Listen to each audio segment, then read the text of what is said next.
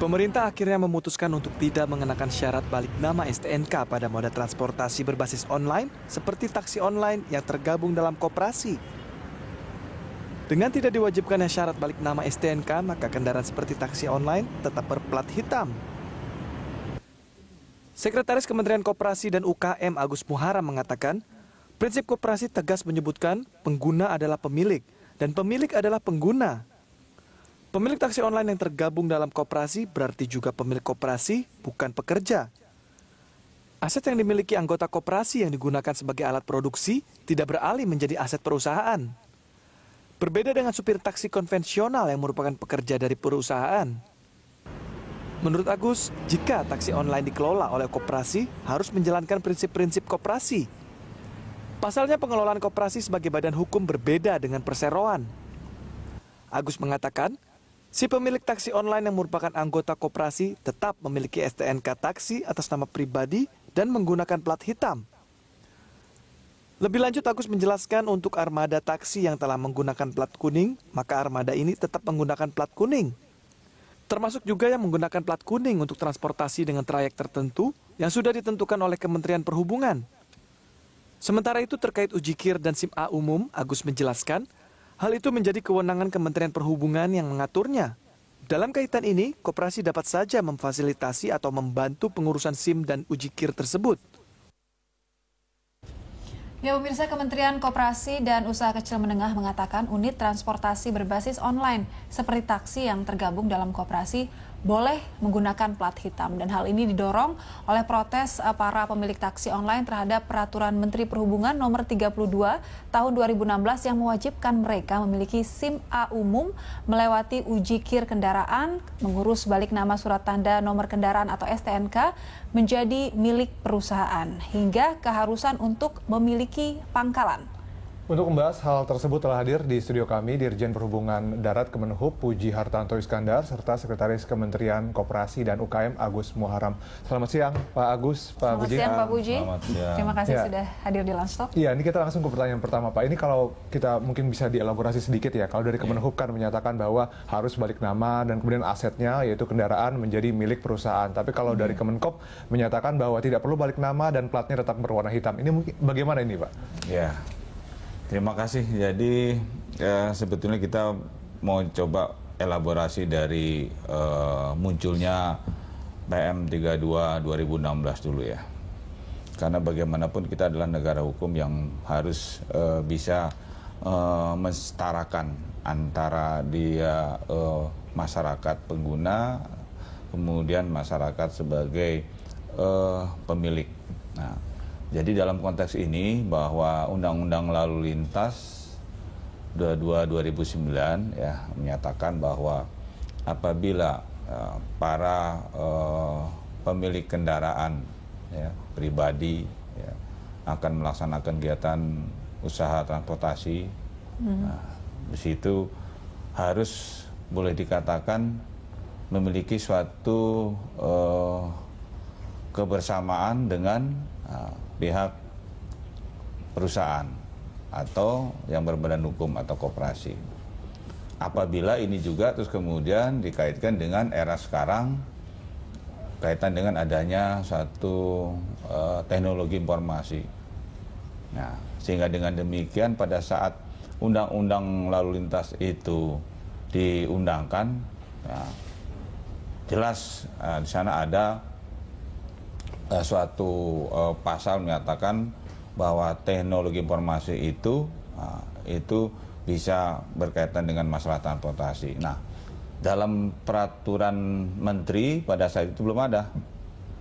Nah, tapi kemudian muncullah beberapa masyarakat yang kemudian usaha menggunakan aplikasi teknologi informasi. Ya, nah, sehingga dengan demikian muncullah PM 32 2016. Nah, tujuannya apa? Nah, kembali tadi tujuannya adalah untuk bagaimana bahwa masyarakat itu bisa terlindungi, ya, bisa terlayani berkaitan dengan masalah keamanan.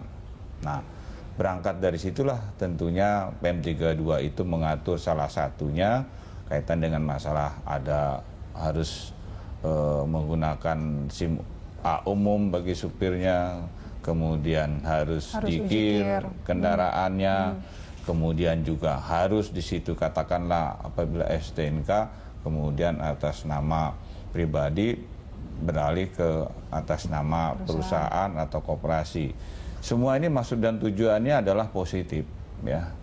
Dan untuk keduanya, baik itu untuk para katakanlah driver yang akan melaksanakan usaha di bidang taksi online, atau masyarakat yang memang juga akan menggunakan fasilitas taksi online itu. Nah, karena apa? Karena kalau yang taksi konvensional sudah jelas diatur dan itu sudah berjalan, dan bahkan taksi konvensional juga sudah mengacu kepada yang menggunakan teknologi informasi, sudah ada juga. Nah itu, sehingga dengan demikian, nah bagi para pengusaha yang ingin melaksanakan kegiatan usaha taksi online itu, nah, harus tunduk terhadap PM 32 2016 Artinya itu. ini Jadi berangkat dari bagaimana intinya untuk bisa melindungi ya warga ya dari hal-hal yang berkaitan dengan keamanan terutama. Ya. Kemudian yang lebih prinsip lagi, menurut kami Kementerian Perhubungan itu sesuai dengan nuansa apa yang disebut oleh kebijakan pemerintah saat ini nawacita, di mana pemerintah harus hadir, ya. Nah itu ditunjukkan di sana bahwa adanya peraturan ya, Menteri 32 2016 itu menunjukkan bahwa negara kita hadir, di situ, negara hadir untuk melindungi, untuk mengamankan masyarakat. Nah, ini kalau tidak ada itu, wah tujuannya kacau. sebenarnya untuk tidak kemudian disalahgunakan, ya. Ya, salah satunya itu mengkoordinir dan sebenarnya mengatur dan sebagainya. Nah, yang diatur itu juga dalam posisi untuk menguntungkan yang bersangkutan. Ya, sementara itu ada dari Kementerian Koperasi dan UKM mengatakan bahwa para pengemudi taksi online ini tidak harus merubah STNK-nya menjadi STNK perusahaan, kemudian tidak merubah nama STNK-nya ya Pak ya, tetap bisa nama pribadi dan berplat hitam gitu. Bagaimana ini Pak? Jadi terima kasih Pak Puji dan juga hadirin yang pemirsa di rumah. Saya sebetulnya Kementerian Koperasi banyak ditanya tentang hal itu, tapi kami sementara tidak menjawab. Dan kemudian ada rapat di Kementerian Kominfo ya. Nah di situ dibahas. Nah kami prinsipnya menjelaskan apa prinsip dasar dari usaha yang dilaksanakan atau diselenggarakan oleh koperasi. Nah koperasi kalau kita lihat nilai dasarnya, yaitu di dalam Undang-Undang Dasar 1945 pasal 33 itu disebutkan bahwa perekonomian disusun atas ajas usaha bersama dengan sifat kekeluargaan. Ya. Bentuk badan usaha yang paling cocok itu adalah koperasi. Secara garis besar begitu terjemahannya ya. Nah, itu nilai dasarnya. Kemudian nilai instrumennya itu adalah Undang-Undang Koperasi, Undang-Undang 25 tahun 92. Di sana dikatakan bahwa koperasi itu sebetulnya pengguna itu adalah pemilik, atau pemilik sama dengan pengguna. Ya, jadi kalau misalkan koperasi itu bangkrut, ya itu kekayaan koperasi itu dipisahkan dengan kekayaan anggota, asetnya itu, ya, aset yang dipisahkan. Nah berbeda dengan PT. PT misalkan hanya 2-3 orang atau 5 orang, itu dia terkena, ya semuanya itu tidak dipisahkan dengan kekayaan pemilik. Nah, sehingga kalau dia bangkrut, dia ikut asetnya juga bisa kena. Nah koperasi di dalam melaksanakan usahanya itu terpisah ya antara aset pribadi dengan aset koperasi. Contoh yang sudah saya sampaikan itu di perkebunan. Misalkan ada lagi di koperasi susu ya. Ini dia bekerja sama dengan pabrik susu ya. Kemudian si koperasi ini punya anggota. Nah, anggotanya ini punya sapi. Ada yang 5, ada yang 10, ada 3, ada 2. Mungkin koperasinya juga punya sebagai aset koperasi ada 100 misalnya. Nah yang 2, 3, 5, 10 ini tidak harus dibalik nama untuk bekerja sama dengan. Jadi namanya tetap pemilik. Iya ya, dengan pabrik tadi. Tapi kalau misalkan ada aturannya bahwa kalau koperasi ini boleh mensuplai atau anggotanya boleh mensuplai ke pabrik susu ini dengan syarat seperti itu, nah dia harus memenuhi syarat. harus profesional, di situ yang saya katakan profesional.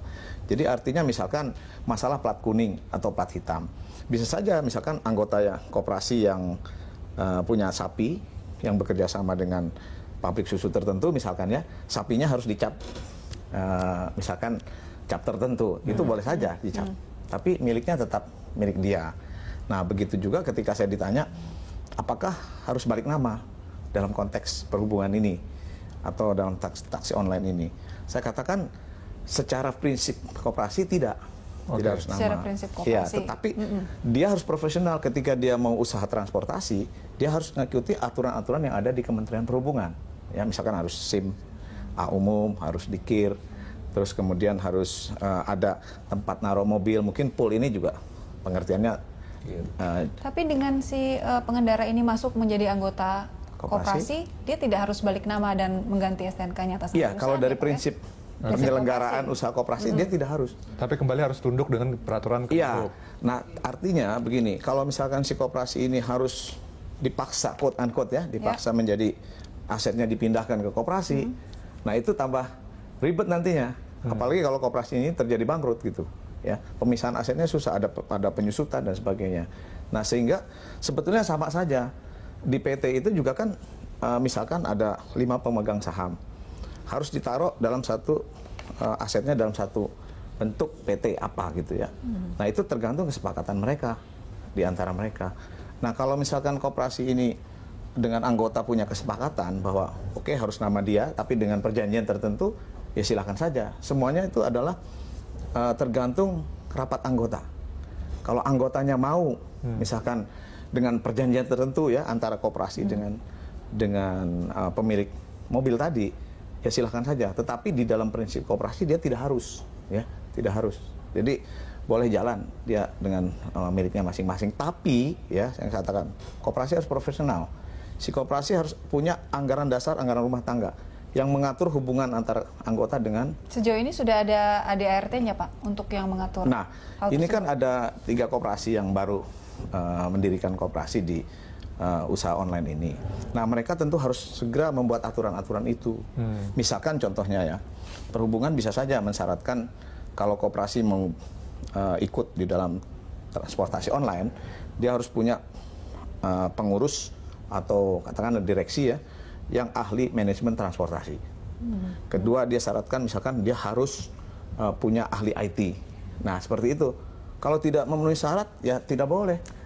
Jadi itu di situ harus koperasi juga nanti misalkan dia juga harus melayani anggotanya dengan misalkan menyediakan spare part, membantu fasilitasi untuk SIM, membantu fasilitasi KIR, memberikan advokasi penyuluhan tentang bagaimana bisnis perhubungan misalkan ya, terus menyediakan fasilitas kesehatan untuk supir-supirnya ya. Nah, dan supir juga di koperasi harus anggota koperasi, tidak boleh. Misalkan udah mobilnya terus punya 5, terus dikasih supir yang bukan anggota, bukan itu. Pak Agus, kalau begitu apakah sekarang sudah ada koperasi-koperasi begitu yang ingin bergerak di bidang jasa transportasi online yang sudah berada di bawah naungan dari Kemenkop UKM? Ya, yang saya katakan tadi ya, ini ada 3 koperasi yang sudah sebenarnya ini kerjasama dengan milik aplikasi ya. Itu koperasi jasa usaha bersama. Ini juga baru di tahun 2015. Kemudian ada yang baru lagi koperasi jasa perkumpulan pengusaha rental Indonesia. Ini 2016 ya. Di Bekasi yang satu tadi yang di Jakarta Selatan. Kemudian ada lagi koperasi yang mungkin sedang dalam proses ya untuk melakukan bisnis ini. Nah, koperasi-koperasi yang ada seperti Kosti ya, Kopaja itu sebagian besar itu asetnya memang aset koperasi, bukan anggota. Aset dari anggota. Iya. Nah, jadi anggota ini juga harus ditegaskan, dia jangan sebagai anggota terus dia tidak punya hak-hak, harus punya hak-hak itu. Jadi kalau misalkan dia mau mengembangkan nanti anggotanya ini harus punya modal membeli mobil, entah dia misalkan si koperasi yang sudah ada nih ingin bisnis di transportasi. Pertama dia harus mengikuti persyaratan-persyaratan yang ditetapkan oleh Kemenhub. Itu mutlak ya. Kedua, dia harus bisa misalkan memfasilitasi si anggota ini misalkan mendapatkan kredit untuk membeli mobil dan sebagainya. Jadi tidak selamanya nanti anggota koperasi ini hanya sebagai driver, tapi dia pemilik. Ya, jadi sekali lagi kesimpulannya di bisnis usaha koperasi itu pemilik adalah pengguna, pengguna adalah pemilik. Itu yang prinsip dasarnya. Itu sehingga STNK yang tadinya milik pribadi tidak harus berubah menjadi milik perusahaan. Milik perusahaan, ya. Itu kalau dari prinsip koperasi. Nah, itu nilai dasarnya. Ya. Nilai instrumennya, nilai fraksisnya. Nah, ternyata ada perbedaan nih. Kalau nilai dasar tuh Undang-Undang Dasar 45, nilai instrumen itu adalah undang-undang, ya. Di koperasi ada Undang-Undang Koperasi, ada Undang-Undang MKM, pemerintah wajib memberdayakan. Kemudian di lalu lintas juga ada Undang-Undang Lalu Lintas tahun 99 ya Pak ya. Nah, terus di bawahnya nilai praksis. Nah, nilai praksis ini di dalam konteks prakteknya koperasi pemilik adalah pengguna. Sementara di nilai praksisnya Kemenhub 32 tahun 2016 dia harus badan hukum. Berbadan hukum. Baik, nah, kita akan melanjutkan. Ini yang mungkin nanti menjadi kita akan subjek lanjutkan ke depan untuk perbincangan ini, Pak Agus dan juga Pak Puji. Pemirsa tetaplah di Lunch Talk, kami akan kembali sesaat lagi.